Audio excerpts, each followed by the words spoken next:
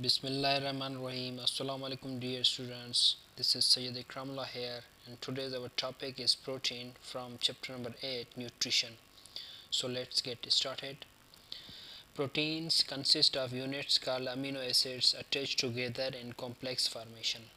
अब प्रोटीन्स जो होते हैं वो छोटे छोटे यूनिट्स अमीनो एसिड से बने होते हैं जो आपस में एक दूसरे के साथ कॉम्प्लेक्स फार्मेशन में जुड़े हुए होते हैं, एक मुश्किल एक पेचीदा फॉर्म में एक दूसरे के साथ अटैच होते हैं। प्रोटीन्स क्या होते हैं? प्रोटीन्स बायोमॉलिक्यूल्स हैं और इसको मैक्रोमॉलिक्यूल्स में इंक्लूड किया जाता है, और अमीनो एसिड्स उसके छोटे छोटे मॉलिक्यूल्स हैं जिसको माइक्रोमॉलिक्यूल्स में इंक्लूड किया जाता है। अब ये छोटे छोटे माइक्रोमॉलिक्यूल्स मिलकर बनाते हैं बड़े वाले मैक्रोमॉलिक्यूल्स। तो हर मैक्रोमॉलिक्यूल्स छोटे छोटे यूनिट्स माइक्रोमॉलिक्यूल्स से बनता है। इसी तरह से प्रोटीन्स जो है छोटे छोटे माइक्रोमॉलिक्यूल्स अमीनो एसिड से बनता है जो कि एक दूसरे के साथ जुड़कर कॉम्प्लेक्स फॉर्मेशन में प्रोटीन को बनाते हैं। प्रोटीन्स आर कॉम्प्लेक्स मॉलिक्यूल्स, ये कॉम्प्लेक्स मॉलिक्यूल्स होते हैं। The body takes longer to break them down. Complex molecules होने की वजह से बॉडी उसको देर से तोड़ती है, मतलब ज़्यादा टाइम लगता है उसको डाइजेस्ट करने में। As a result they are much slower and long lasting source of energy than carbohydrates. उसके नतीजे में क्या होता है, बहुत स्लो और बहुत देर से जो है एनर्जी प्रोवाइड करते हैं as compare to the carbohydrates. Carbohydrates हम पढ़ के आए हैं कि इमीडिएट सोर्स होता है, क्विक सोर्स होता है एनर्जी का।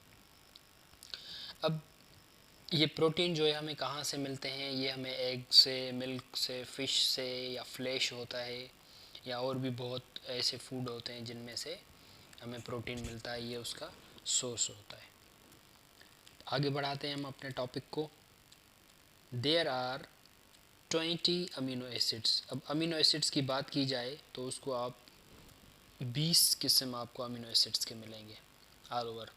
The body synthesizes some of them from components within the body. Body क्या करती है, उनमें से कुछ सम अमीनो एसिड्स जो हैं अपनी ही बॉडी के अंदर जो कंपोनेंट्स, फूड कंपोनेंट्स मौजूद होते हैं उसमें से ही वो बना देती है अमीनो एसिड्स को। But it can not synthesize 9 of the amino acids called essential amino acids. मगर बॉडी क्या करती है, 20 में से 9 ऐसे असेंशियल, ऐसे ज़रूरी अमीनो एसिड्स होते हैं जिनको नहीं बना पाती, खुद से अपने कंपोनेंट से, बॉडी कंपोनेंट से नहीं बना सकती। तो क्या करेगी, they must be consumed in diet. अब ये डाइट में से लिए जाते हैं, जो भी फूड वगैरह हम खाते हैं, खुराक यूज़ करते हैं, उसमें से 9 ज़रूरी जो अमीनो एसिड्स हैं उसमें से बॉडी गेन करती है। The body needs protein to maintain and replace tissues and their functions. अब यहाँ पर मेजर फंक्शन प्रोटीन का डिस्कस किया गया है कि बॉडी को प्रोटीन की ज़रूरत क्यों होती है, क्यों नीड होती है। वो इसलिए कि वो टिश्यू को मेंटेन और रिप्लेस करती है। टिश्यू क्या है, as you know the cell is the basic unit of the organism. Organism का सबसे बुनियादी जुज़ जो होता है वो सेल होता है, और एक जैसे सेल मिलकर बनाते हैं टिश्यूज़, टिश्यूज़ मिलकर बनाते हैं ऑर्गन, और ऑर्गन मिलकर बनाते हैं ऑर्गन सिस्टम। तो टिश्यू मेजर पार्ट होता है। टिश्यू जब डेड हो जाता है या इंजरी हो जाती है तो उसको मेंटेन करने के लिए, उसको रिप्लेस करने के लिए प्रोटीन यहाँ पर इम्पॉर्टेंट रोल प्ले करते हैं। और उसके अलावा टिश्यूज़ का जो फंक्शन होता है उसको प्रॉपर करने के लिए, उसको रेगुलेट करने के लिए भी प्रोटीन अपना रोल प्ले करते हैं।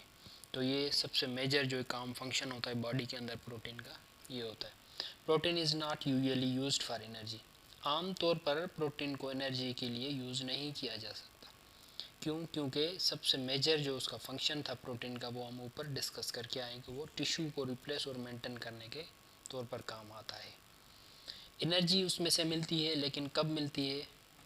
However, if the body is not getting enough calories from other nutrients or from the fat stored in the body, protein is used for energy. तो जब बॉडी के अंदर न्यूट्रिएंट से इनफ कैलोरीज मुकम्मल नहीं मिल रही होती, या जो फैट स्टोर्ड होता है उसमें से बॉडी को सही तरह से मुकम्मल एनर्जी नहीं मिल रही, तब जाके वो क्या करता है, प्रोटीन को यूज़ करता है एनर्जी के लिए। इसीलिए आम तौर पर एनर्जी के लिए प्रोटीन को यूज़ नहीं किया जा सकता। जब ज़रूरत होती है तब जो है प्रोटीन को एनर्जी के लिए यूज़ किया जा सकता है। ऐसे समझे कि स्टैंड बाय एनर्जी है, जैसे हम पीछे डिस्कस करके आए कि भाई long lasting source of energy है, देर हज़म प्रोटीन, तो इस वजह से उसमें से एनर्जी भी लेट से मिलती है। इसी वजह से जब ज़रूरत होती है बॉडी को, तभी जाके प्रोटीन को तोड़ के उसमें से एनर्जी लेते हैं। तो ये सब प्रोटीन के हवाले से था। उसके अलावा एक यहाँ पर पॉइंट लिखी हुई है, इसको भी डिस्कस करते चलते हैं। The energy obtained from carbohydrates, proteins and fats is measured in units called calories.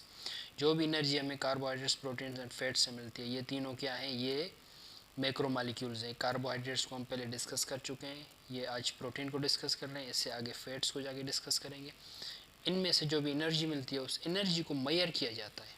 Major किया जाता है, उसके लिए जो यूनिट होता है वो कैलोरीज होता है। आपने फिज़िक्स में पढ़ा होगा, जहाँ भी मेजरमेंट होगी, जैसे टाइम है, लेंथ है, उसके लिए एक प्रॉपर यूनिट होता है। तो एनर्जी को मेजर करने के लिए प्रॉपर यूनिट कौन सा होता है, कैलोरीज होता है। ये आपको जहन में रखना है। इसके साथ आज का हमारा टॉपिक कंप्लीट होगा। इंशाल्लाह नेक्स्ट लेक्चर के साथ मिलेंगे। थैंक यू, अल्लाह हाफिज़।